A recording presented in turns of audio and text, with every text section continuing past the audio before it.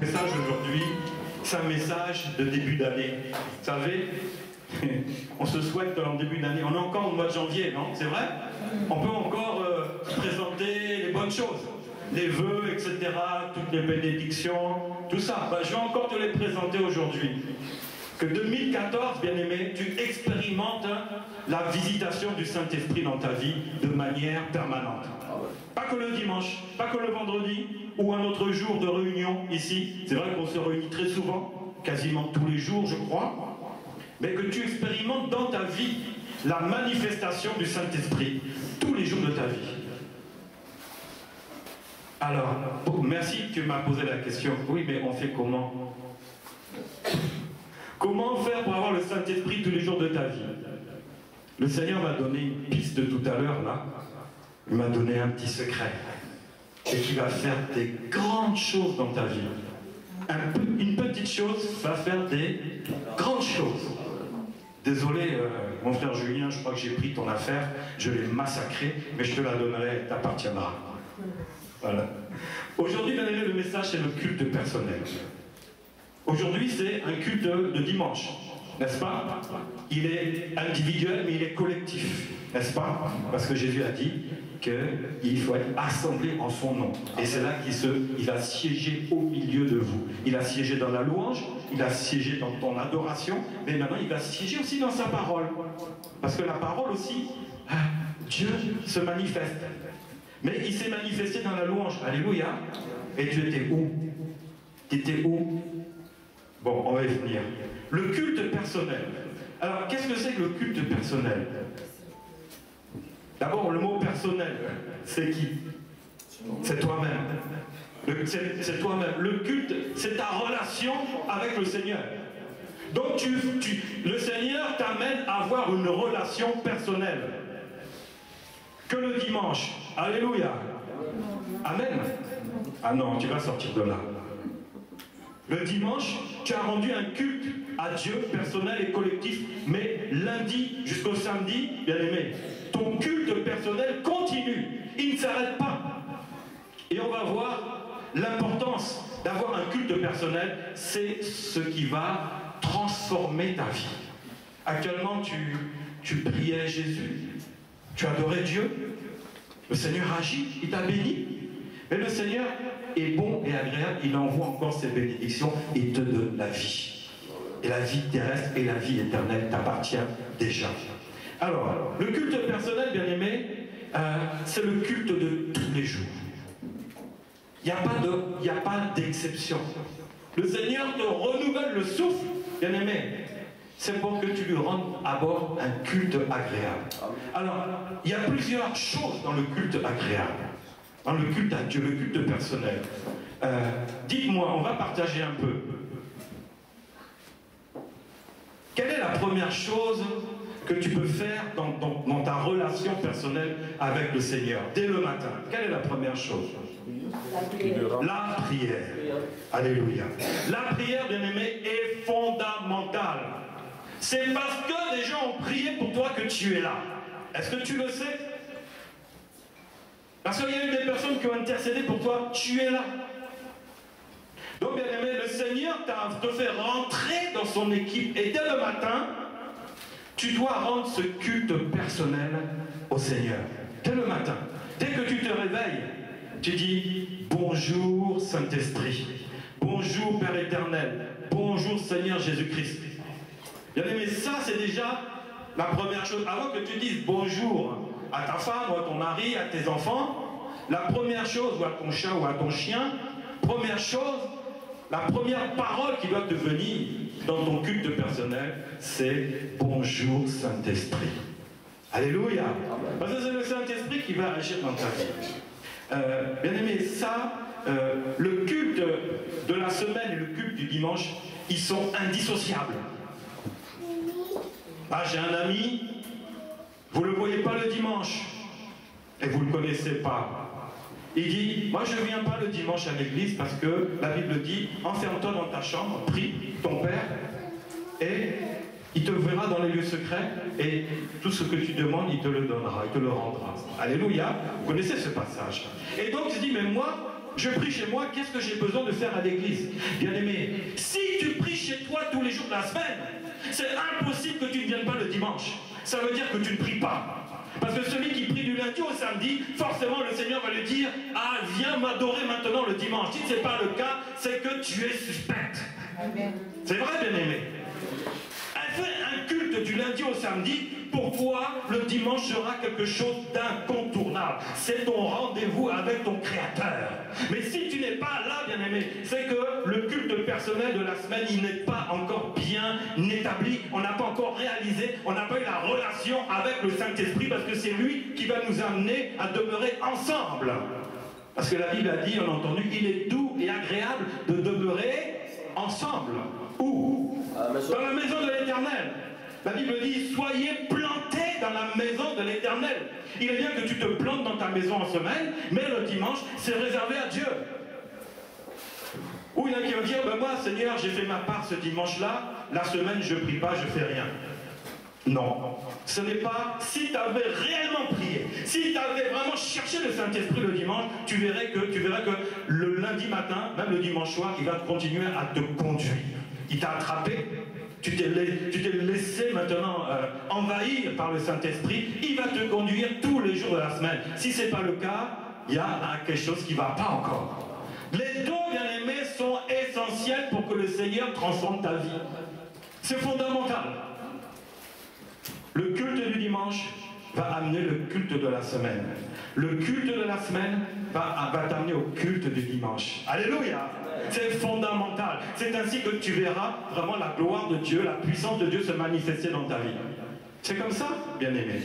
Alors, la Bible dit dans Jérémie 33:3, vous connaissez, « Invoque-moi et je quoi ?» Ah, donc quelle est la première chose qu'on dit? C'est la prière. Dieu veut que la première chose qui sorte de la bouche, c'est élever le Seigneur. Donc c'est le prier, lui rendre grâce, le remercier. Et tu commences à l'adorer. Et tu commences maintenant à exposer tous tes besoins de la journée. Ne demande pas pour le lendemain. Parce que le lendemain matin, tu vas refaire la même chose. Demande pour le... La Bible dit, donne-nous notre pain de la semaine. Alléluia. Il a dit quoi? Quotidien, c'est quoi? C'est aujourd'hui. C'est tous les jours. Chaque jour. Seigneur, tu m'envoies la manne. Comme tu as envoyé la manne à tes enfants dans le désert. Seigneur, fais descendre cette même manne dans ma vie. Alléluia. Bien-aimé, donc, invoque-moi, et je te répondrai. Après, je t'annoncerai des grandes choses. Et des choses cachées. Et que tu ne connais pas. Voyez, bien-aimé, dès le matin, le Seigneur te dit, invoque-moi. Invoque-moi. Chaque matin, invoque-moi. Et il va quoi? Te répondre. Il va te répondre, bien-aimé. Si tu invoques le Seigneur, la parole de Dieu dit, je vais te répondre. Et en plus, je vais t'annoncer des choses, des grandes choses, des choses cachées. Oui, mais la parole de Dieu dit, tout est dans la parole. Oui, mais l'Esprit de Dieu n'a pas fini avec la parole. Parce que toi, tu n'étais pas dans la Bible, mais tu fais partie de la Bible. Et le Seigneur, ce qu'il a révélé à Pierre, Paul, Jacques, il va te révéler aussi des nouvelles paroles, bien-aimé. Parce que tu es la Bible ouverte, tu es la Bible vivante. C'est là où, bien-aimé, le Seigneur veut t'amener.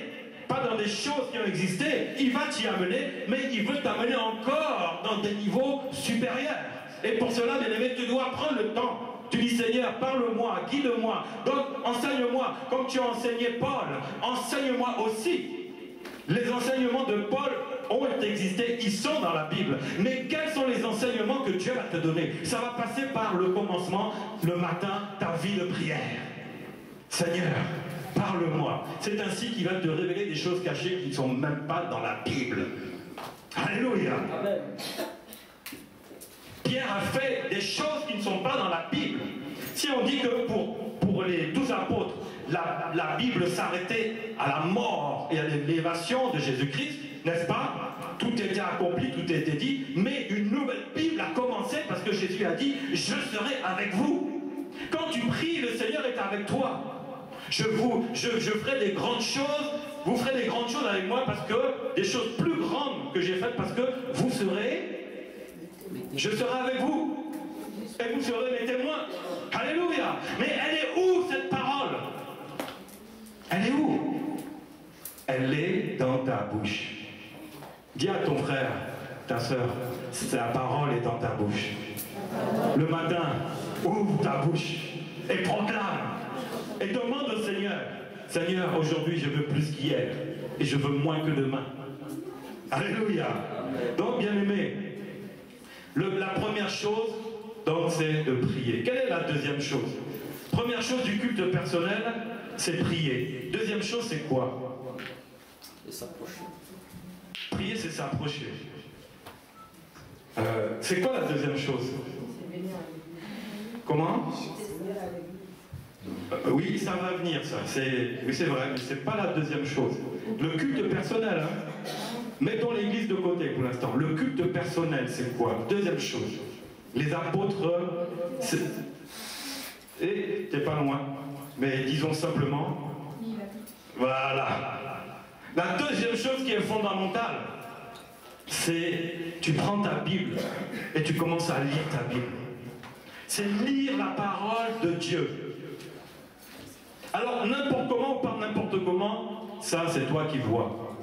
Si tu n'arrives pas à lire, ouvrir la Bible, dis-toi, demande au Saint-Esprit de t'aider et dis-toi, aujourd'hui je vais lire un chapitre. Ce matin, un chapitre. Ce soir, est-ce que c'est long un chapitre?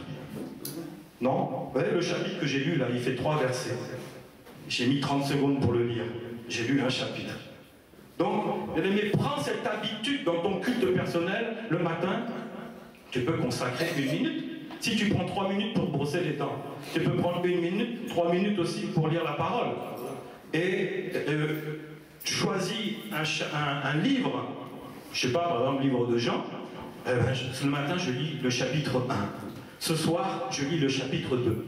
Tu verras que, bien aimé, au bout de 2 semaines, tu as lu un livre complet de la Bible. Et tu continues, et tu continues. Est-ce que c'est impossible? Et tu verras que le Seigneur va te donner l'envie, parce qu'il y a des histoires qui sont extraordinaires. Quand tu as lu un chapitre, c'est tellement beau que tu veux lire le second pour voir qu'est-ce qui va se passer encore. Et tu vois, c'est là que le Seigneur va te conduire maintenant dans sa présence et tu vas avoir maintenant les choses ouvertes de la Bible. C'est comme si tu les vivais. L'histoire qui s'était passée, pour toi, elle devient comme vivante. Parce que ça te plaît. Le Seigneur t'amène dans sa parole. Mais, bien aimé, l'idéal, c'est de demander au Saint-Esprit. Au Saint-Esprit de te guider dans la parole. Vous voyez, bien aimé, dans toute chose, hein, dans toute situation, le Saint-Esprit est là. Le Saint-Esprit est là. Même tu es au bon endroit, même chez toi tu es au bon endroit, mais tant que tu ne rentres pas dans l'Esprit, la parole, ça sera différent. La parole dit dans Jean 14, 26, « Mais le Consolateur, l'Esprit Saint que le Père enverra en mon nom, vous enseignera toutes choses et vous rappellera tout ce que je vous ai dit. » C'est en commençant à lire la Bible, maintenant on dit « Saint-Esprit, guide-moi maintenant dans la parole. » Tu verras que le Saint-Esprit va commencer à t'enseigner la parole de Jésus. Et c'est ainsi qu'au moment voulu, il te fera sortir cette parole parce qu'elle est devenue vivante dans ta vie, parce qu'elle ne vient pas de toi, mais elle est conduite par le Saint-Esprit. Nous devons être conduits par le Saint-Esprit. Mais pour être conduits par le Saint-Esprit, d'abord, il faut d'abord l'inviter. Si tu ne l'invites pas, comment il va venir? Oui, je sais, je suis le temple du Saint-Esprit. Alléluia. Oui, mais Saint-Esprit, il est où? Il est totalement ou il est au fond de ton pied gauche? C'est-à-dire que tu l'as mis dans un petit coin. Et quand tu as besoin, tu secoues ton pied. Saint-Esprit, aide-moi. Non, tu dois être rempli du Saint-Esprit. Et c'est le culte personnel qui va t'amener dans une relation intimement complète avec lui jusqu'à ce que tu t'en rendras même plus compte. Tellement il est présent dans ta vie. Alléluia.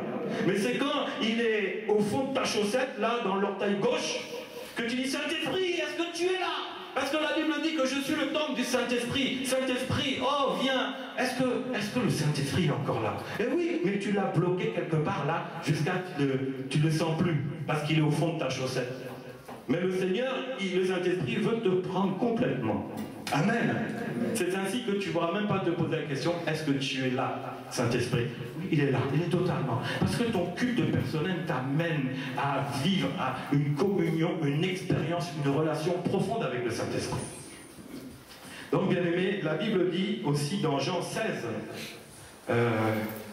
Sœur Laure, tu peux me lire Jean 16, s'il te plaît? Jean 16, au verset 12 à 15. C'est toujours prendre l'habitude de lire la parole, mais sous la conduite du Saint-Esprit.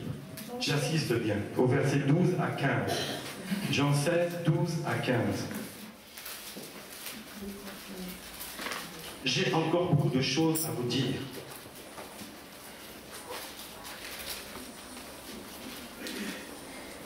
Je lis la parole de Dieu. J'ai encore beaucoup de choses à vous dire, mais vous ne pouvez pas les porter maintenant.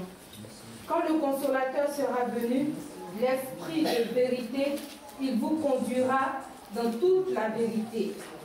Car il ne parlera pas de lui-même, mais il dira tout ce qu'il aura entendu et il vous annoncera les choses à venir. Il me glorifiera parce qu'il prendra de ce qui est à moi et vous l'annoncera. Tout ce que le Père a est à moi. C'est pourquoi j'ai dit qu'il prend de ce qui est à moi et qu'il vous l'annoncera. Merci, merci ma soeur. Voyez bien ici, le Seigneur dit, j'ai beaucoup de choses à vous dire.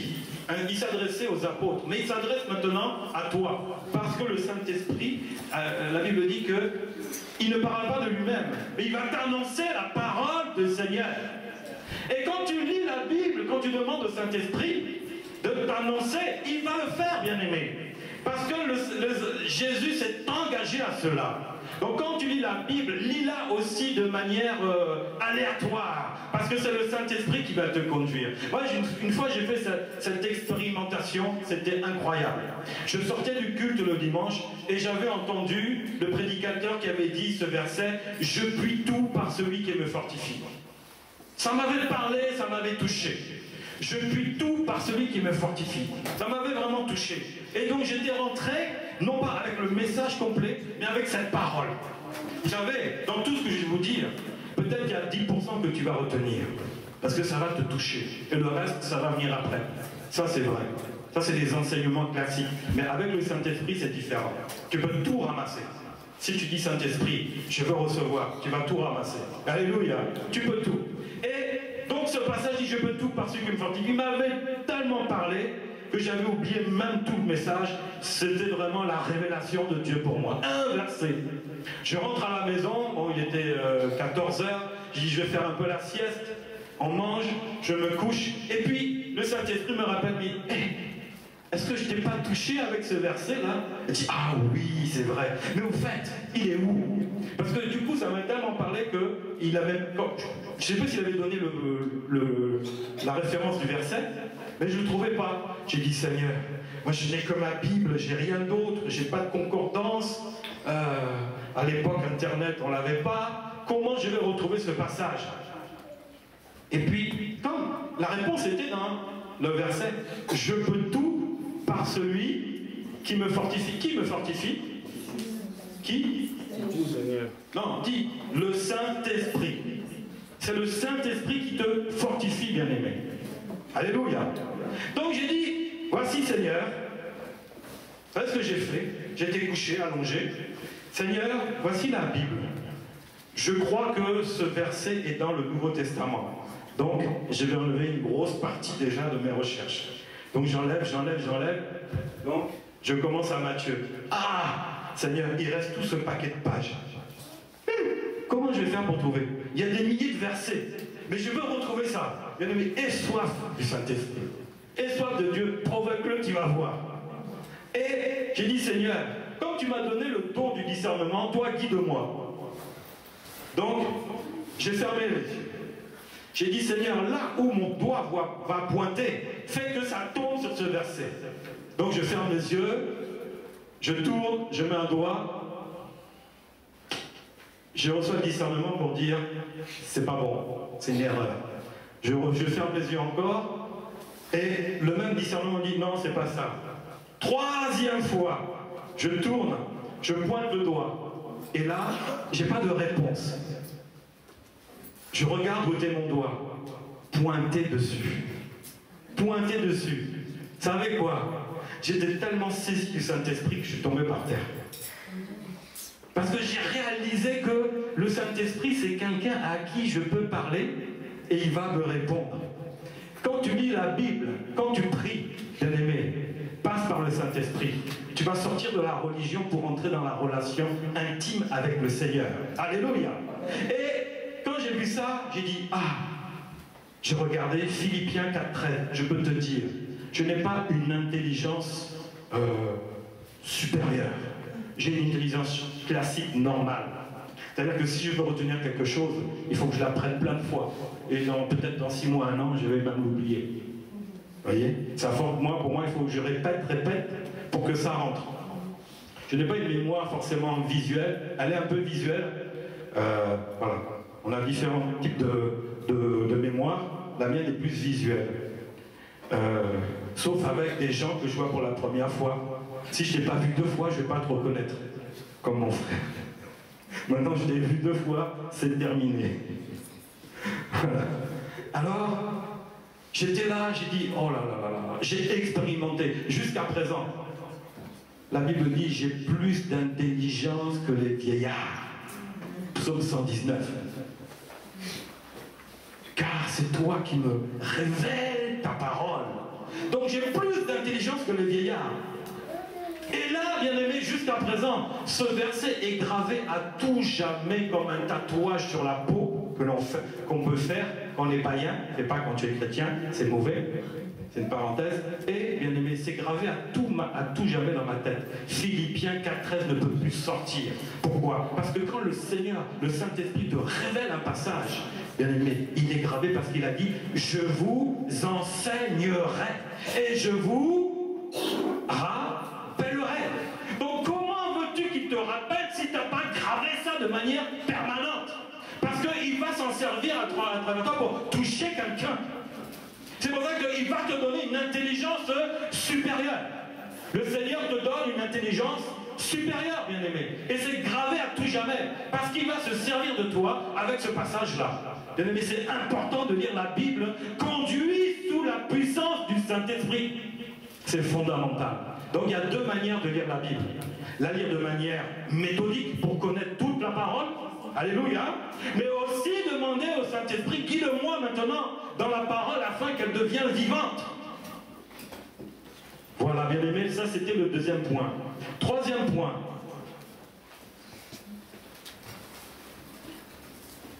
Un 3e point qui est lié aussi avec la prière, c'est quoi, à votre avis?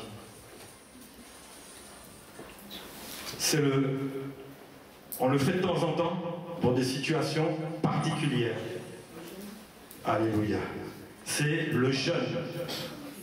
Prenez l'habitude dans ton culte personnel de jeûner si c'est le Saint-Esprit qui te dit prends un jeûne aujourd'hui. Ah oui, mais l'Église n'a pas décidé. Oui, mais et alors? Ça c'est le culte du dimanche. Mais dans ton culte personnel, ne sais-tu pas que le Saint-Esprit peut t'amener dans un jeûne? Nous ne sommes pas des religieux. Le culte personnel est pour nous faire sortir de cette religion-là. Pour vivre maintenant une relation avec le Saint-Esprit. Je me souviens, la première fois, j'avais entendu, on va jeûner, c'était 3 jours, je crois, ou 1 semaine. Ah non, c'était 1 semaine. Donc le pasteur dit, l'Église va jeûner 1 semaine. Ceux qui veulent jeûner, lèvent la main. J'ai jamais jeûné de ma vie. Je sais qu'on ne mange pas toute la journée, mais bon, pour un jour, je veux bien essayer. Pour moi, c'était un jour. Je lève la main. Oh, quasiment... toute l'église avait levé la main. Donc, il a dit les modalités du jeûne. On jeûne 1 semaine. Dis non, non. 1 semaine, mais non, c'est quoi ça? 1 semaine sans manger matin, midi, je mange que le soir. Non. Et puis le Saint-Esprit me dit, mais essaye. Bon, je remets ma main en hauteur parce que là, j'étais le seul à avoir baissé ma main. En plus, bon, ça va, j'étais au fond, un peu caché, donc qui pouvait me voir? Mon voisin, ma voisine, c'était tout. Mais le Seigneur me voyait, il m'a dit, mais hey, qu'est-ce que tu fais là? Essaye, tu vas voir. J'ai essayé, bien aimé. Premier jour là, oh là là, ça gargouillait. Mais ça s'est bien passé. Deuxième jour, c'était plus facile. J'ai tenu la semaine. Mais vous savez ce qui s'est passé après? J'ai découvert mon culte personnel. Le Seigneur m'a conduit 6 mois dans le jeûne. L'église avait arrêté. Mais j'avais découvert ce culte personnel où c'était 6 mois de jeûne, mais un jeûne de dingue. Un jeûne, on va dire, d'expérimenté, de chrétiens avertis, affermis, aguerris, qui puissent tenir ce jeûne. Vous savez ce que j'ai fait? 3 jours sans manger. Donc je faisais jeudi, vendredi, samedi sans manger, et dimanche, j'allais au culte sans manger aussi. Donc 3 jours et demi, quoi, parce qu'à 13h, là j'avais la fringale, je me tapais les Pizza Hut, là, une entière, il passait, après 3 jours et demi. Mais je faisais un jeûne liquide, que de l'eau ou du jus. Je dis, mais ça va pas dans ta tête? Mais j'ai fait ça 1 semaine, 2 semaines, 3 semaines, et je cherchais des sujets de prière. Seigneur, je suis en jeûne, dis-moi, donne-moi une personne, je vais prier pour elle et elle va voir cette personne. Mais quel feu! C'était le Saint-Esprit, bien-aimé. Bien-aimé, fais un pas, le Seigneur va t'amener ton autre pied pour faire un autre pas. Mais si tu ne fais pas le premier pas, comment tu sauras que c'est possible dans ta vie si tu n'essayes pas? Mais ça a été grave. 1 mois dedans, 2 mois dedans, des mois et des mois. Jusqu'à mon pasteur dit, mais toi, qu'est-ce qui t'arrive? Nous, on n'est pas en jeûne, toi tu es en jeûne. Pourquoi tu jeûnes? Vous savez ce qui s'est passé? La semaine suivante, j'avais abandonné le jeûne. J'avais terminé le jeûne. La parole est venue sur moi. Et franchement, ça m'a coupé en deux. Coupé en deux. Et j'avais réalisé, bien aimé, qu'avec le Saint-Esprit, tout devenait possible. Philippiens 4,13 dit, je peux tout par celui qui me fortifie. Moi, impossible de jeûner. Bon, ok, on jeûne, on coupe le soir à minuit, jusqu'à minuit tu manges. Jusqu'au lendemain matin, par exemple 18h, tu manges pas. D'accord? C'est le jeûne classique. Mais à 18h, tu manges normalement jusqu'à minuit, et ainsi de suite. Voilà, ça c'est un jeûne classique. Mais de là à ce que le Seigneur m'amène à 3 jours et demi sans manger, j'ai dit non, c'est pas possible. Jusqu'à c'est moi qui préparais à manger pour ma femme. J'avais le plaisir de préparer pour les autres, sachant que moi je n'avais que l'odeur, mais elle avait vraiment les bonnes choses dans la bouche. Moi j'avais que les odeurs. Et les odeurs, bien aimées, c'est vraiment des tentations. Mais comme le Saint-Esprit m'avait conduit dedans, même les odeurs, ça me disait rien. C'était zéro pour moi. Mais voici que quelqu'un me dit, pourquoi tu jeûnes alors que nous on ne jeûne pas? Patatras. Jusqu'à présent, j'ai pas réussi. Il faut que j'annule cette parole-là. Alléluia. Parce que le Seigneur veut te conduire dans des situations que même ton frère là ne pourra même pas comprendre. Même que ton pasteur ne pourra pas comprendre. Mais c'est ton culte personnel avec le Seigneur parce qu'il a décidé de t'utiliser. Et le Seigneur t'utilise comme il veut. Ce n'est pas forcément, il passera par ici pour t'en parler, bien-aimé. Mais ensuite, bien-aimé, pars avec ça à la maison et tu verras ce que le Seigneur va faire avec toi. Tu veux que ta vie change. Tu veux que ta vie spirituelle grandisse. Ah oui, mais moi, j'ai un problème dans le travail, j'ai un problème avec ma femme, j'ai un problème avec mes enfants, j'ai un problème avec mes voisins, avec ma famille. Oui, mais bien aimé, c'est là, à travers ça, que le Seigneur va tout régler, bien aimé. C'est à travers ça que le Seigneur va trouver la solution. Par la prière. Il va t'amener dans des temps de prière.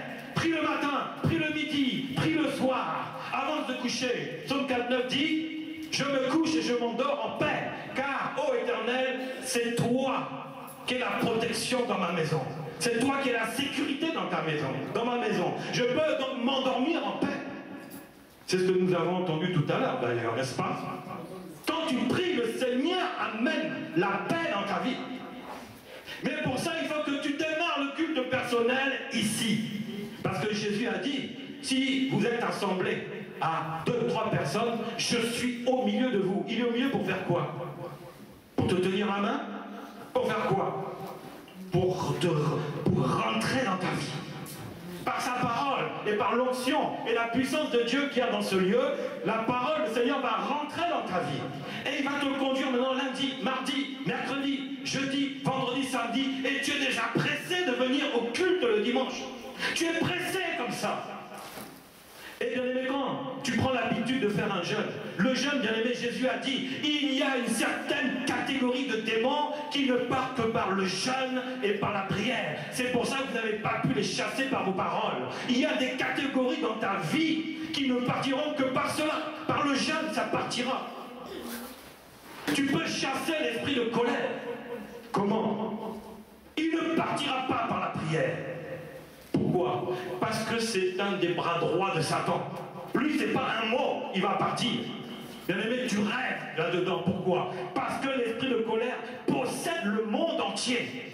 Le monde entier, je te le dis, il le possède. Il possède même les forces de l'ordre, les autorités.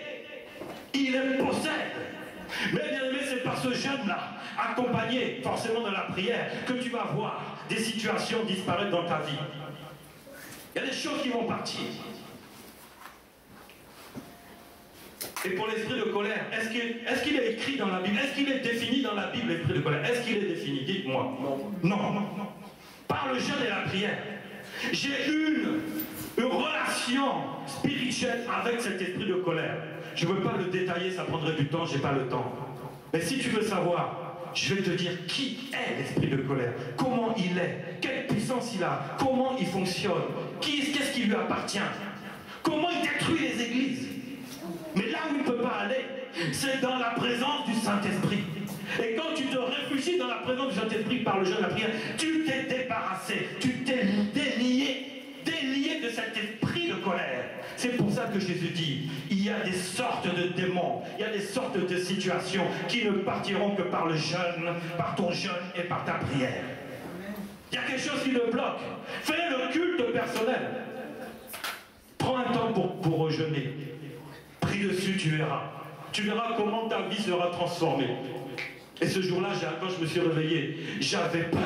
J'avais pensé avoir vu Satan. Quand j'ai dit à ma mère spirituelle, j'ai demandé à mon père spirituel, il ne savait pas. Donc, moi, je voulais savoir. Je demande à ma mère spirituelle, je lui dis, mais je vois ça, voici ce songe. Elle me dit, j'ai vu Satan. Je tremblais. Je me suis réveillé le matin, je tremblais. Parce que j'avais vu Satan. Elle me dit, non, c'est pas Satan.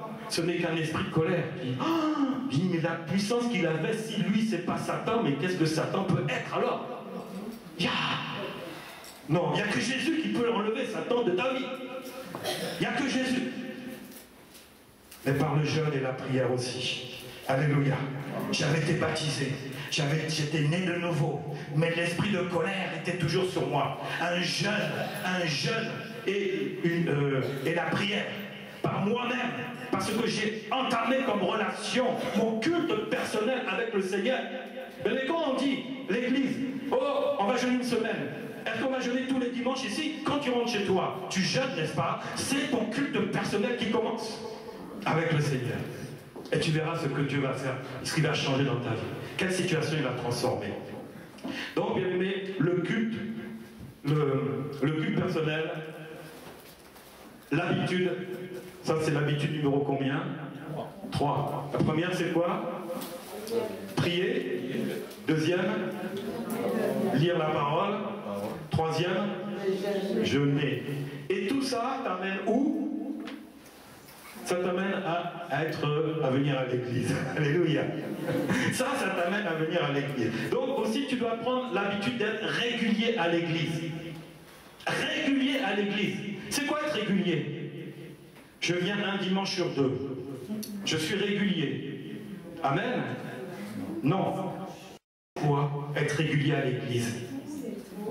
Tous les dimanches. Tu ne peux pas manquer un dimanche, sauf cas exceptionnel. Sauf si tu as une raison. Mais les prétextes, ça ne marche pas. Ça, c'est ton problème. Si tu veux faire des dimanches des prétextes pour ne pas venir, c'est des prétextes, ça ne tient pas. C'est une raison pour tenir. Mais tu feras ton culte personnel aussi là où tu es. C'est pas parce que tu n'as pas pu venir à ton culte. Amen. Que tu ne feras pas ton culte là où tu es. Mais d'abord, soyez plantés dans la maison de l'Éternel. Tu peux faire 2 cultes. Il y a un frère qui est là. il fait le culte maintenant, et il va faire le culte l'après-midi, c'est pas vrai? Tu peux faire 2 cultes le dimanche. Waouh, c'est possible. Ça, c'est possible. Bien-aimé, il faut que tu sois planté dans la maison de l'Éternel, c'est que tu sois régulier le dimanche. Ne sois pas... Vous savez, les personnes qui ont des problèmes dans la vie, on les voit dehors. On les appelle comment? Des SDF. Ça veut dire quoi, SDF? Sans domicile fixe. Ils vivent où? Dehors et dans des endroits qu'ils essayent d'avoir. Maintenant, les chrétiens qui sont irréguliers à l'église, Dieu m'a dit, on les appelle des SEF. Ça veut dire quoi, SEF? Sans église fixe. Alléluia. Sans église fixe. Est-ce qu'un SDF, là, on peut lui faire confiance? Non. Est-ce qu'il y a quelqu'un qui vient de temps en temps? Non, il y en a qui travaillent le dimanche. Il y en a plein que tu ne vois pas là, ce n'est pas des sans église fixe, ils sont en train de travailler. Donc ne le mets pas dans cette catégorie-là. Mais si tu sais qu'il est libre tous les dimanches et tu ne le vois pas, ah, vraiment Seigneur, commence à prier pour lui.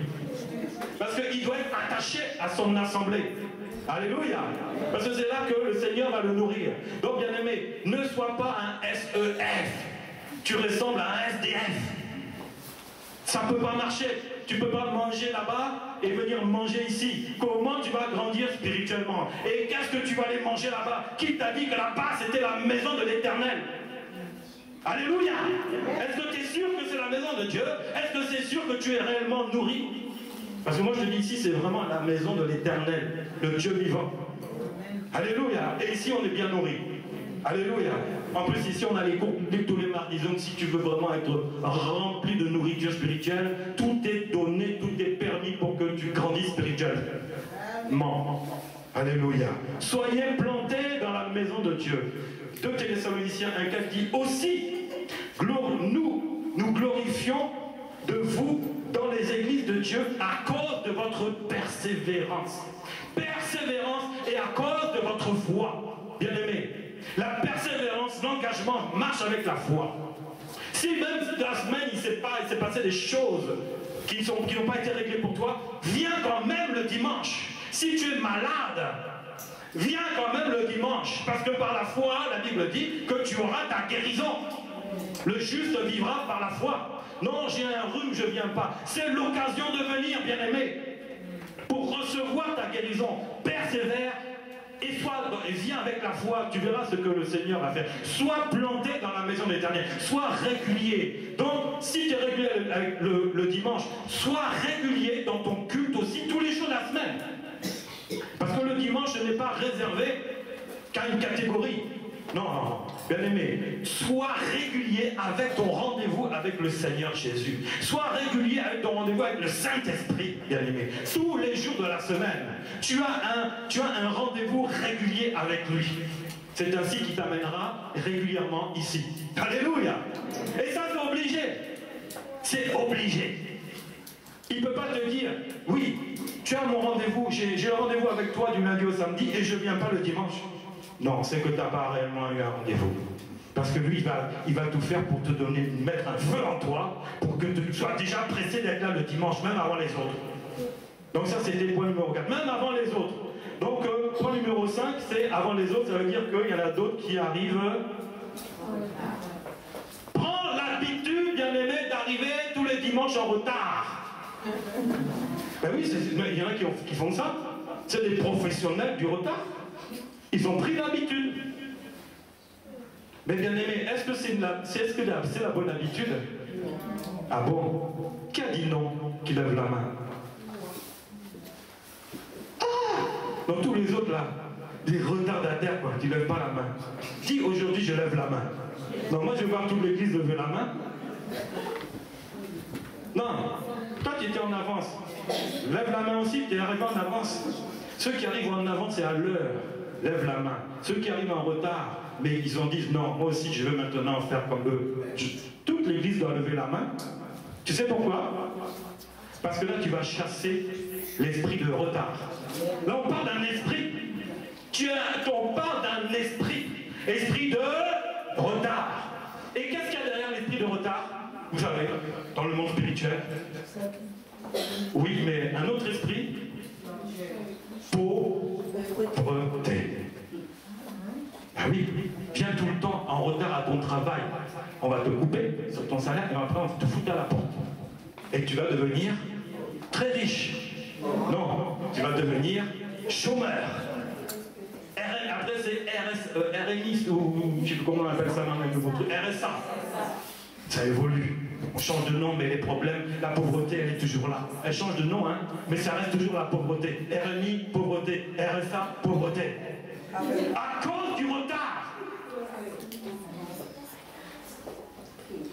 Mais bien aimé, le retard, c'est pas anodin. C'est pas anodin. Derrière, il y a un esprit qui se cache. Esprit de pauvreté. Celui qui, moi je vois, le matin, les mamans courent pour amener les enfants. Il y en a qui marchent normalement, tranquilles, elles amènent leurs enfants, elles partent suffisamment en avance. Les portes se ferment à 8h30 le matin pour les enfants. Elles partent à 8h15, elles marchent tranquillement comme ça. Et tu vois une autre maman, 10 minutes après, elle a rattrapé. Je dis, mais c'est... Dieu me montrait, mais c'est quoi ça? Il y en a une qui n'est pas dans la pauvreté et l'autre qui est dans la pauvreté. Parce qu'elle est en retard. Si tu commences ta journée en retard, tu vas la finir. Est-ce que tu vas rattraper? Tu peux rattraper, hein, mais tu vas faire ça. Il te faut 3 heures pour rattraper ton quart d'heure de retard. Parce que tu ne peux pas aller plus vite que la chanson. Si tu sais que tu cours à 20 km/h, tu ne pourras pas courir à 60 km/h. Eh non. Tu n'es pas un athlète. Donc, bien aimé, je voyais ça, j'ai dit dans la rue, mais ils courent, on est en retard, Ils se mettent une pression. Ils se mettent une culpabilité. Est-ce que je vais arriver à l'heure? Est-ce que ceci? À cause d'un quart d'heure, tu commences maintenant à te poser la question, est-ce que je vais réussir? Arriver, la première chose dans ma journée, est-ce que je vais la réussir? Non, bien aimé. Demande au Saint-Esprit qu'il t'aide. Un patron, quand il te voit arriver à l'heure, il est content. Mais comme c'est un bon profiteur, les patrons, hein, ils aiment bien profiter, c'est vrai ou pas? Ils n'aiment pas tous, hein, mais là, si tu arrives un quart d'heure avant, alors là, tu as touché son cœur d'argent. C'est un businessman. Je suis arrivé plus tôt, donc il va travailler un quart d'heure pour moi et je ne paye pas. Mais toi, tu vas trouver vraiment grâce.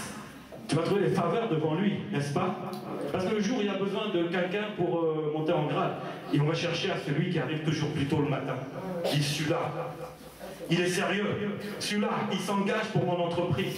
Je cherche quelqu'un qui sera mon bras droit, en qui j'aurai confiance. Celui-là, je vais le convoquer pour voir.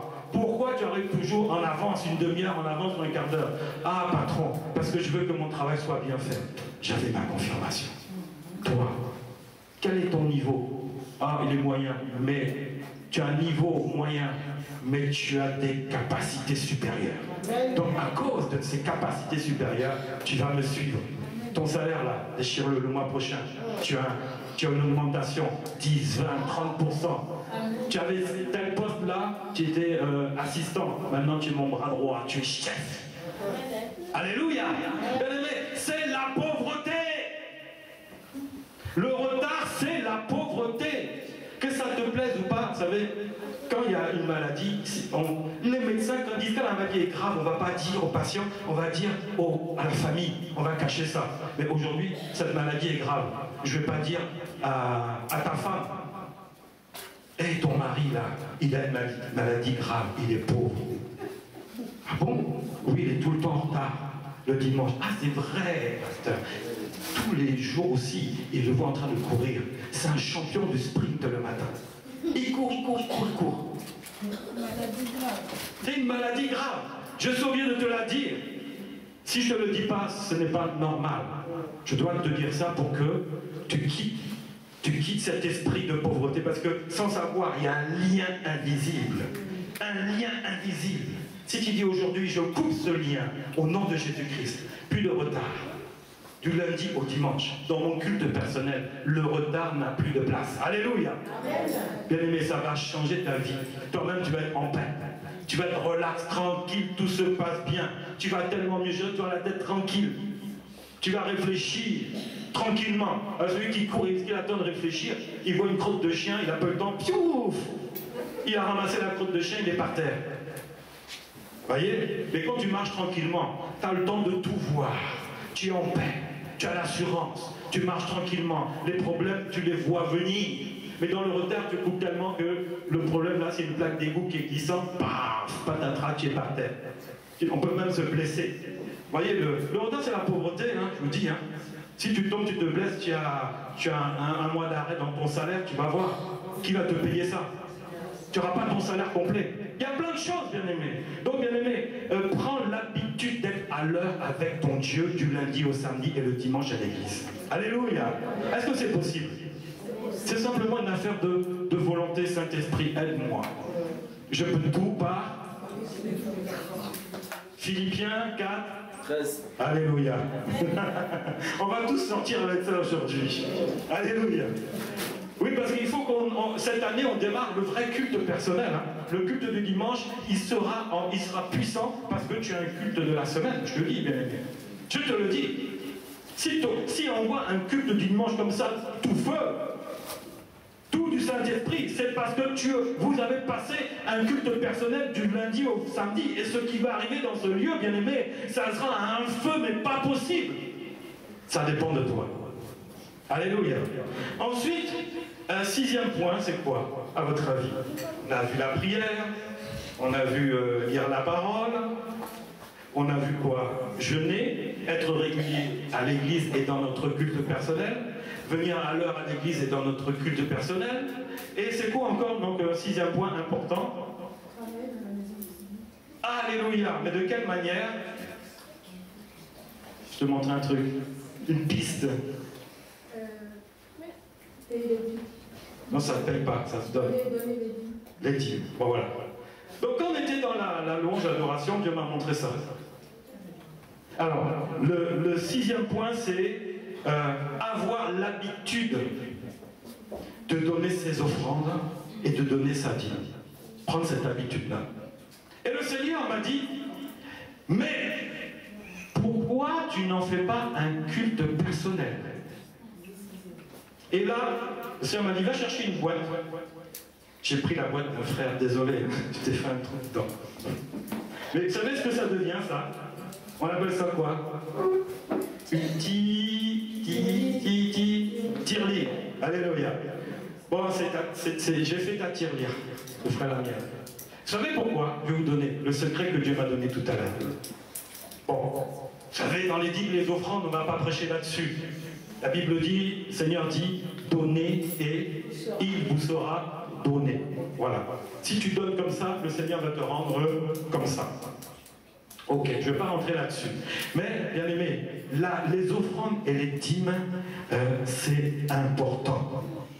Mais pourquoi? Je me suis posé la question tout à l'heure, là, quand on était en train de chanter. Pourquoi? Le Seigneur me dit, mais pourquoi vous n'y arrivez pas?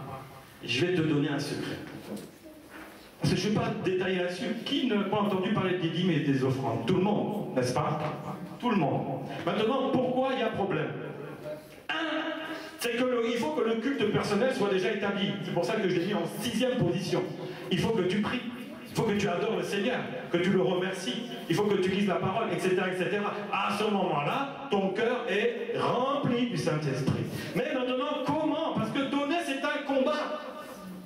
Hein? L'esprit est bien disposé, mais la chair, elle est faible. Et qui c'est qui travaille physiquement? La chair. Et la chair, c'est l'ensemble de quoi? Un petit rappel. L'âme. Voilà. Donc la chair, c'est l'association de l'âme et du corps. C'est ça qu'on appelle la chair. C'est pas la chair comme ça, hein. C'est la chair. C'est pour ça qu'il est dit, l'esprit, notre esprit est bien disposé, mais la chair est faible. Qui c'est qui bosse? C'est notre chair. Qui c'est qui fait là couler des sueurs quand on travaille des fois? C'est la chair. Mais qui c'est qui veut donner? C'est l'esprit. Et là, quand tu sors ton billet, alors là, il y a un combat. L'esprit est bien disposé, l'esprit veut donner ce que la chair a fait. Mais la chair a dit, donne-moi, j'ai travaillé dur, regarde, j'ai sué toute la semaine, regarde comment c'est dur. Et du coup, il y a le combat entre les deux. Il y a le combat. Et si l'esprit a gagné, le billet sort. Si c'est la chair qui a réussi, c'est au lieu de sortir le billet, par exemple, de 20 €, c'est le billet de 5 € qui va sortir. Vous voyez? Ou même une pièce de 1 € alors que tu avais prévu 10 €. Donc ta chair divise en 10 ce que ton esprit avait déjà préparé. Parce que l'esprit savait qu'il sera béni à travers cela. Mais la chair a vu qu'elle a beaucoup travaillé pour ça. Et que même elle est déjà bénie, c'est bon. Alors que le Seigneur, non. Lui, il a posé ses bases, il veut te donner plus. Donc c'est quoi le culte personnel de la dîme musulmane? Alors c'est ça, voilà ce que le Seigneur m'a montré. Je vais insister là-dessus. C'est une boîte. Moi j'appelle ça la tirelire. Alors, bon, je fais une petite parenthèse, je vous mets sur la piste. Avec ma femme, on avait décidé d'acheter des tirelires pour les enfants. Toutes les pièces jaunes, chaque jour, les jaunes ou les pièces en cuivre. Chaque jour, quand on achète quelque chose, on sort toutes nos pièces jaunes et nos pièces en cuivre. Donc pas les 1 et 2 €, non. Mais tout ce qui est pièces jaunes, on met ça dans la tirelire. Bien aimé, on a commencé avec une tirelire comme ça. Oh, pas plus grande que ça. En peu de temps, elle était remplie. Après, on s'est dit, on va acheter la grosse tirelire, comme ça. Quand tu la soulèves, même un bras, tu peux pas. Remplie, elle fait 10 kilos peut-être. On a rempli ça une, on a rempli deux. Et là, le Saint-Esprit me dit, mais et moi, et Jésus, tu l'as mis où? Dans ton culte personnel, tu auras un culte pour les enfants, mais et moi? C'est ainsi que la maison de Dieu n'est pas bénie. Parce que quand arrive le dimanche, tu vas donner ce qui te reste. Alors que le Seigneur m'a dit, fais une tirelire pour Jésus. J'ai marqué offrande pour l'église de Dieu. Tu mets offrande pour Jésus-Christ, tout ce que c'est, et tu la mets dans ta maison, bien placée. Paf, c'est planté dans ma maison. Quand je reviens de faire les courses, ah ben tiens, j'ai 1 €, je mets 1 €. Est-ce que c'est compliqué? Est-ce que c'est impossible tous les jours? Tu fais ton offrande tous les jours à Jésus. Voilà le secret. Je te donne le secret aujourd'hui. C'est pas que le dimanche, tous les jours, selon tes moyens et selon ce que le Saint-Esprit aura mis dans ton culte, qui va mettre des choses là-dedans. Aujourd'hui, par exemple, j'ai une prime de mon patron qui m'a donné en espèces. Il était gentil, je suis arrivé plus tôt, j'ai fait un travail, il a voulu me remercier. C'est un exemple. Hein. Il m'a donné 50 €. Ah ben Seigneur, merci. Je vais te donner la dîme de cela, parce que ça, ce n'était pas prévu. Je prends un billet de 5 €, je mets dedans. Alléluia. Tu as donné la dîme de ta journée. C'est vrai ou pas? Dieu t'aura béni déjà à ce moment-là, parce que Dieu veut te bénir dans ton culte tous les jours. Et pas que le dimanche.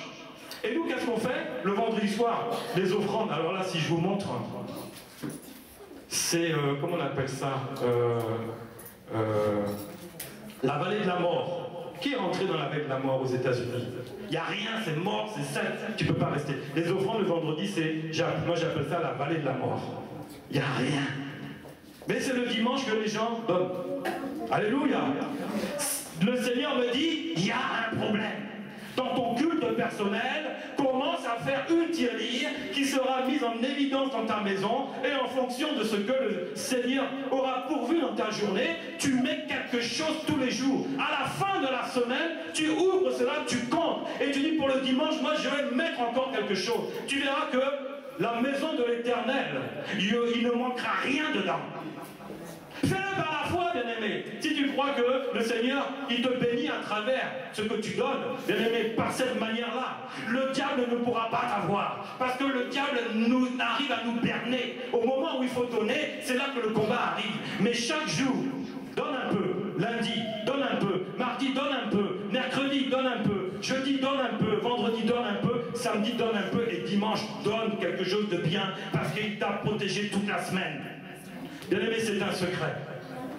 Est-ce que tu peux le faire? Est-ce que c'est impossible? Tu le fais pour tes enfants, tu le fais pour tes vacances. Toi, tu mets de l'argent régulièrement sur un compte pour tes vacances. Tu mets de l'argent régulièrement sur un compte pour tes enfants. Mais pourquoi tu ne mets pas l'argent régulièrement pour le Seigneur aussi? Parce que tes enfants, ils vont le dépenser. Tes vacances, ça va être dépensé. Mais ce que tu mets dans la maison de l'Éternel, ça va se multiplier. Tu mets de l'argent de côté tous les mois sur ton compte en banque parce que tu as peur du lendemain, parce que tu veux que tu aies des réserves. Mais si tu donnes aussi, ce n'est pas mauvais de mettre de côté. Alléluia. Mais n'en fais pas comme un Dieu qui s'appelle maman. Ne cherche pas à économiser au maximum pour un degré que tu ne feras plus. Tu vas plus vivre. Ah si, j'ai un projet. Mais alors, viens te planter dans la maison de l'Éternel.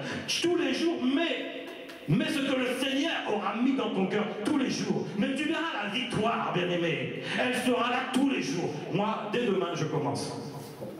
Que tu le fasses ou pas, moi, j'ai dit ce que le Seigneur m'a dit. Après, c'est ta tête qui changera ou pas. C'est tout. Si tu vois toujours malheureux, bon, c'est ton problème. Mais moi, le Seigneur t'a dit, oh, tu fais ce que tu veux avec la parole. Moi, en tout cas, ça, c'est pas à moi, c'est pour mon frère. Bien-aimé, tu as la chance, tu as la première. Non, mais c'est une grâce.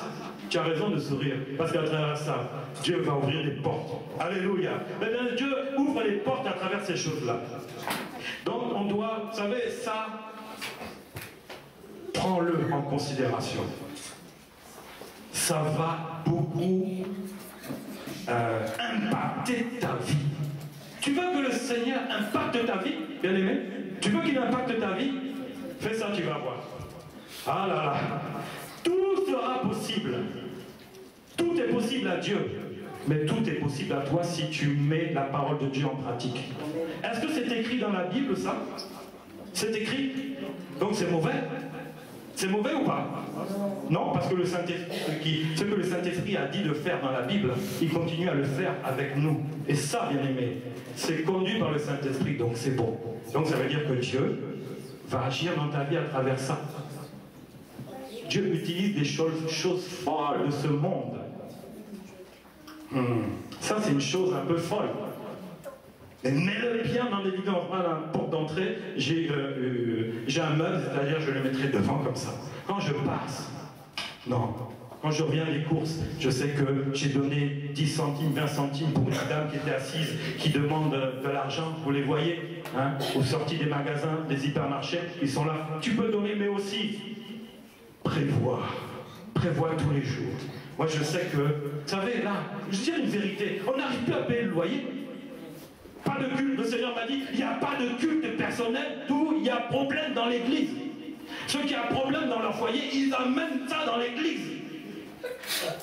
L'église n'arrive même plus. Vous savez, on a un loyer tout petit. C'est pas une grâce, c'est pas une bénédiction.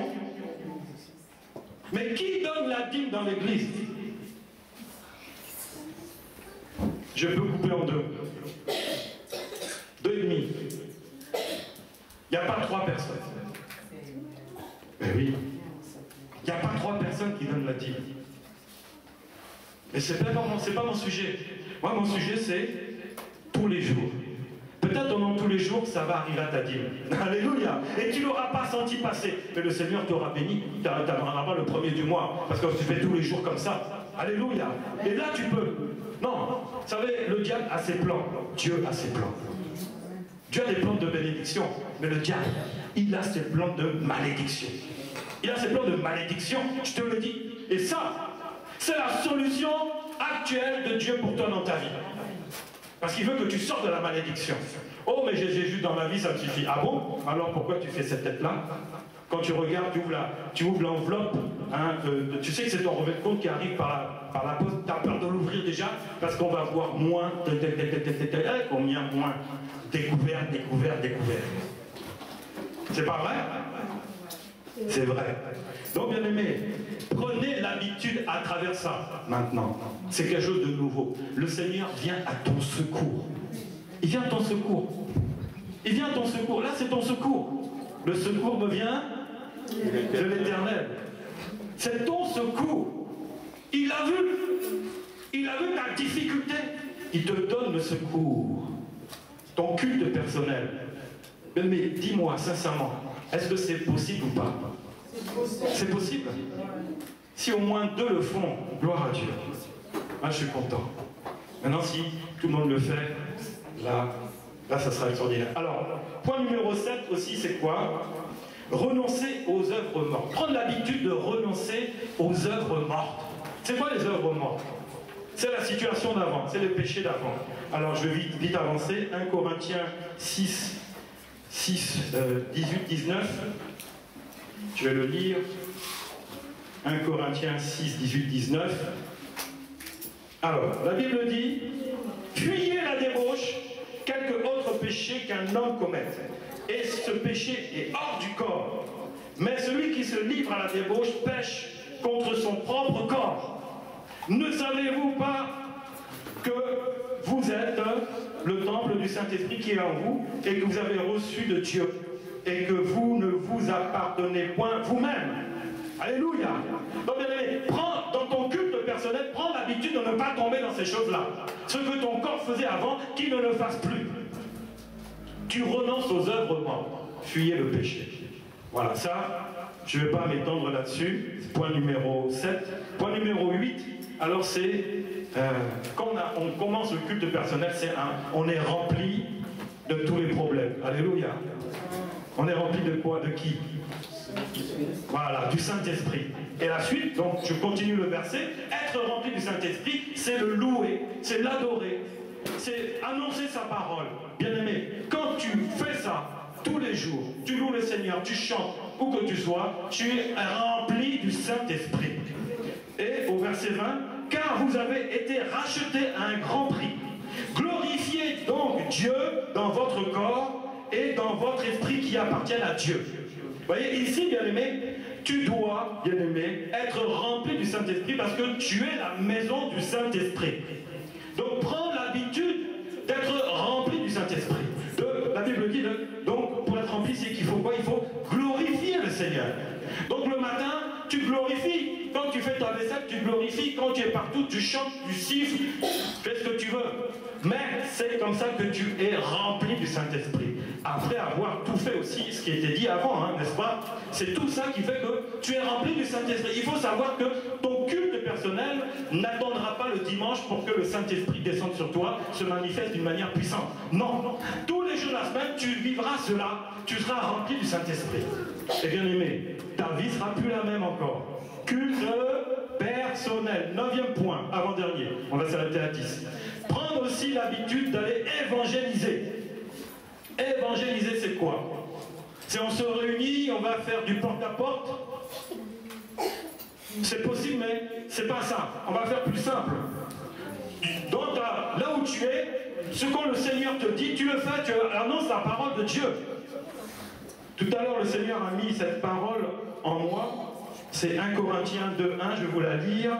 Pour moi, frère, lorsque je suis allé chez vous, ce n'est pas avec une supériorité de langage ou de sagesse que je suis allé vous annoncer le témoignage de Dieu. Il a annoncé le témoignage de Dieu. Donc il a fait quoi? Évangéliser. Car je n'ai pas eu la pensée de savoir parmi vous autre chose que Jésus-Christ. Quand tu vois quelqu'un, bien-aimé, ne mets pas ta pensée sur comment il est, qui il est, comment il est habillé. Mets tes pensées, bien-aimé, sur quoi? Sur la parole de Jésus-Christ. C'est-à-dire quand tu le vois, pense à ce que Jésus-Christ va rentrer dans sa vie. Alléluia. C'est comme ça que Paul faisait. Je ne regarde pas comment il est, mais je regarde à ce que le Seigneur va faire dans sa vie. C'est-à-dire que lui, il l'évangélisait. Et Jésus-Christ reste crucifié. Moi-même, j'étais auprès de vous dans un état de faiblesse et de crainte et de grand tremblement. Et ma parole et ma prédication ne reposaient pas sur des discours persuasifs de la sagesse, mais sur une démonstration. Une démonstration. Évangéliser, c'est une démonstration. Tu vas faire une démonstration de l'Esprit Saint, bien-aimé. Ce n'est pas par ta force ou par tes capacités, mais sur une démonstration et de puissance afin que votre foi soit fondée, non sur la sagesse des hommes, mais sur la puissance de Dieu. Non sur la sagesse ou des beaux discours, mais sur la puissance de Dieu. L'évangélisation, bien aimé, c'est ton culte personnel, et bien aimé, c'est à travers la démonstration de ce que tu vas vivre que tu pourras, bien aimé, évangéliser. Moi, il y a un homme, une fois, je l'ai rencontré, il était en train de travailler, et c'était une entreprise qui travaillait, je voulais voir maintenant comment ils allaient faire. J'arrive sur l'étage, je vois un homme dans l'ascenseur, il avait une mine triste, certains l'ont connu un petit peu, et quand je l'ai vu, j'ai vu sa tête, ça n'allait pas, il avait des cernes, des valises, plus des valises, des cantines. des cantines sous les yeux. J'ai dit, mais ah, bonjour. Et j'ai vu une croix. Il portait une chaîne avec une croix. Donc j'ai vu le signe distinctif que c'était un chrétien. J'ai dit, ah, bonjour. J'ai discuté, j'ai dit, mais vous êtes chrétien? Il dit, oui, mais pourquoi vous êtes comme ça? Il dit, je ne dors pas la nuit. Je ne dors pas la nuit. J'essaye de m'endormir à minuit, j'arrive pas jusqu'à 3 heures, j'arrive pas à 4 heures, je dors de 4 heures à 5 heures, je dois me réveiller, je dors 1 heure par jour. Et alors, j'ai fait tous les médecins, j'ai fait tous les... On n'a rien trouvé. Je lui ai dit, et là j'étais dans la période de jeûne de 3 jours et demi par semaine. Alléluia, j'avais trouvé mon Nathanaël. Va chercher ton Nathanaël, bien-aimé. Chaque jour, il y a un Nathanaël qui attend le message de Jésus-Christ quelque part. Il se lamente, il pleure. Va chercher ton Nathanaël. Annonce-lui Jésus-Christ. Et c'était un chrétien, un catholique. J'ai dit, waouh, ça, comment je vais lui annoncer Jésus alors que lui-même il porte la croix. Donc je sais tout, je connais tout, tu n'as rien à me dire sur Jésus. Je le porte moi-même. J'ai acheté une croix en argent parce que j'aime Jésus. Oui, mais regarde ta tête. Pourquoi tu la graves pas là sur ton front en même temps pendant que tu y es? Ça va faire quoi? Fais-toi un tatouage de Jésus pendant que tu y es. Mais bien aimé, j'ai dit, tu veux que ta situation change? Il dit oui. Qu'est-ce que tu es prêt à donner? Il me regarde, oh, il va me demander de l'argent. C'est un arabe. Parce que la manière dont il parle, là, les catholiques ne parlent pas comme ça. Moi, je vais à l'église. Il allait à l'église tous les dimanches. Il rentre comme ça, il sort comme ça. Pareil. Mais je dis, qu'est-ce que tu es prêt à donner pour que ta vie change? Là, du coup, il ne voulait plus être dans le business, là. Non, non, il ne voulait plus de moi. J'ai dit, si tu es guéri, est-ce que tu pourrais donner ta vie à Jésus? Voilà ce que j'attends de toi. Tu peux te donner ta vie à Jésus. Et dire, ah bah oui, moi regarde, je suis catholique. J'ai dit, je m'en fous de ce que tu es. C'est ce que je vais faire de toi. Tu crois? Le matin dit, tiens, Nathanaël, tu es là. Tu es là, tu as entendu parler de Jésus, mais c'est un Jésus trafiqué, un Jésus déformé, un Jésus escroc qu'on t'a présenté. Mais le vrai Jésus, je vais te le présenter. Celui qui va changer ta tête, celui qui va changer tes nuits, je vais te le présenter. Mais j'avais ce culte personnel, bien-aimé. Dans ton culte personnel, bien-aimé, tu n'as pas de dire « Je suis pasteur de Dieu ». Non, bien-aimé, ton culte personnel va te faire faire des grandes choses. Tu n'as pas besoin qu'on te donne un titre ou un diplôme. Alléluia. Le Seigneur va agir. Et j'ai dit, dans 3 jours, on se revoit, mon frère. J'étais en plein jeûne sans manger. J'avais l'assurance. J'ai persévéré, j'avais cette foi, cette assurance. J'ai rentré. Dès que je l'ai quitté, j'ai commencé à prier. Seigneur, agis. J'ai commencé à prier. 3 jours. 3e jour, 4e jour, on se voit. Avant que je le voie, j'entendais quelqu'un qui sifflait. Je dis, mais c'est quoi ce... Et le Seigneur me dit, c'est lui. J'arrive et je vois mon gars en train de peindre, siffler, joyeux, dit, ah, bon, je ne vais pas le nommer, mais bonjour, ça va, dit, ah, wow. Mais je dis, mais qu'est-ce qui s'est passé? Il dit, depuis qu'on s'est vu, dès le lendemain, j'ai commencé à bien dormir. Je dors bien. Mais tu avais raison. J'ai dit, viens avec moi, viens. On avait une pause tous les deux de midi à 13h, j'avais mon appartement dans l'immeuble, j'ai dit, ta pause, viens manger avec moi. Mais avant, tu vas écouter la parole. J'ai pris le livre de Galates, j'ai pris le livre d'Éphésiens, j'ai commencé à lui annoncer le Christ ressuscité par le Christ mort, qu'il entendait de sa femme, qui était quelqu'un qui fait les cours de catéchisme aux enfants. Vous voyez, la parole, elle est morte, elle ne fera rien si tu ne saisis pas le Seigneur, si la puissance de Dieu ne descend pas dans ta vie par l'intérieur de quelqu'un. Dieu utilisera toujours quelqu'un pour aller chercher un Nathanaël. Tu as été le Nathanaël de quelqu'un, bien-aimé. Il faut le savoir. Et toi, tu auras aussi un Nathanaël. Je l'ai fait asseoir, je l'ai expliqué, Jésus-Christ, j'ai prié pour lui. Heureusement, il y avait mon canapé. Quand j'ai prié, il s'est retrouvé pas par terre. Je veux le relever, il était assis, je le relève, il vient encore, on va prier. Oh, il tombe, je le prends, et il me serre là, comme ça là, comme si j'étais sa femme. Et puis il pleure. Mais l'heure est arrivée. Hey, il dit, on fait comment? On va reprendre le travail en retard. Lui et moi, j'ai dit, tu peux tenir? Ah non, il était comme ça, plus de force. Dieu m'avait montré qu'il y avait une puissance délivrance qui s'était passée et il était né de nouveau. Les esprits mauvais qu'il y avait en lui, que Dieu m'avait montré en songe avant, étaient partis. Tout a été foutu de camp. Bien aimé, c'était fini. Il sifflait tous les jours. Il m'a suivi dans l'église. Certains le connaissent. Il a suivi. Oh, c'était plus le même homme. Il dormait. Bien aimé, va chercher ton Nathanaël dans la puissance du Saint-Esprit. Alléluia. Tu vas glorifier Dieu. Et Dieu va se glorifier dans le corps de cette personne qui a besoin de voir la main de Dieu. Donc ton culte personnel, bien-aimé, ce n'est pas un culte comme ça, ce n'est pas difficile. Tu peux dire bonjour, mais comme tu es rempli du Saint-Esprit, tu vas dire Saint-Esprit, dis-moi, quel est son problème?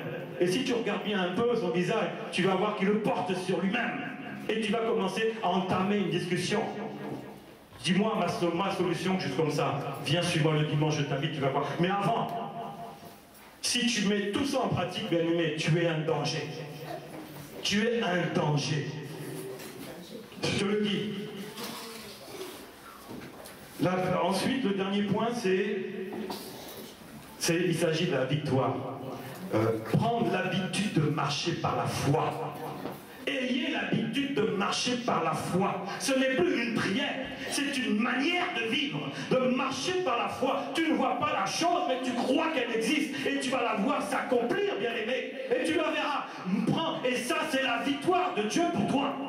C'est la victoire. Tu ne vois pas la chose, mais tu sais qu'elle existe, elle va apparaître au temps voulu de Dieu. C'est une grande victoire parce que le Seigneur va ouvrir la porte qui te permettra d'obtenir ce que tu espérais.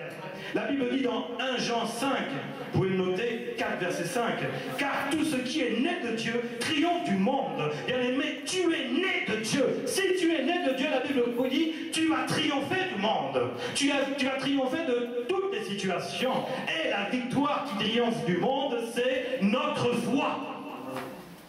Quand tu dis j'ai la victoire, tu peux dire j'ai la foi. Parce que c'est par la foi que tu vas triompher au nom de Jésus-Christ. Par cette foi-là, bien-aimé, tout sera possible à toi. Pourquoi la Bible dit tout est possible à Dieu? Rien n'est impossible à Dieu, parce que Dieu, sa manière de vivre, c'est la foi. Donc tout devient possible. Si toi tu dis, Seigneur, je veux vivre aussi par la foi, parce que Jésus a dit le verset le plus capital, il a dit, ayez foi en Dieu, parce que c'est dans ta foi que Dieu va agir. Tu pourras déplacer toute situation, bien-aimé. Rien ne pourra tenir devant toi. Et la Bible dit, qui est celui qui a triomphé du monde, sinon celui qui croit que Jésus-Christ est. Bien-aimé, si tu crois, tu vas triompher du monde, bien-aimé. Et la victoire qui triomphe du monde, bien-aimé, c'est ma foi et pas la tienne. Alléluia. Ben non, c'est ta foi. C'est pas ma foi qui va triompher du monde pour toi. La foi est personnelle. Alléluia. C'est pour ça que la Bible dit, quand l'huile était dans les lampes, on ne pouvait pas la partager, parce que ma foi, je ne peux pas te la donner, elle m'appartient. Et toi, tu dois développer cette foi-là. C'est ainsi que tu vas triompher de toutes tes situations. Bien-aimé, on a vu 10 points. 10 points essentiels pour que tu fasses ton culte personnel. 10 points. Dans tout ce que j'ai dit, est-ce que, bien-aimé, il y a quelque chose que tu vois comme difficile? Est-ce que tout est possible? Tout est possible. Donc aujourd'hui, bien-aimé, tu peux prendre l'engagement, tu dis, Seigneur, je fais le culte du dimanche. Mais après ce dimanche, du lundi au samedi, je veux continuer à faire un culte personnel. Tu veux voir une église forte, glorieuse, puissante? C'est parce que tu l'es. Tu le sauras. Alléluia. Si l'église est debout, c'est parce que tu es debout. Si l'église est assise, c'est parce que toi tu es assis et c'est la faute du pasteur.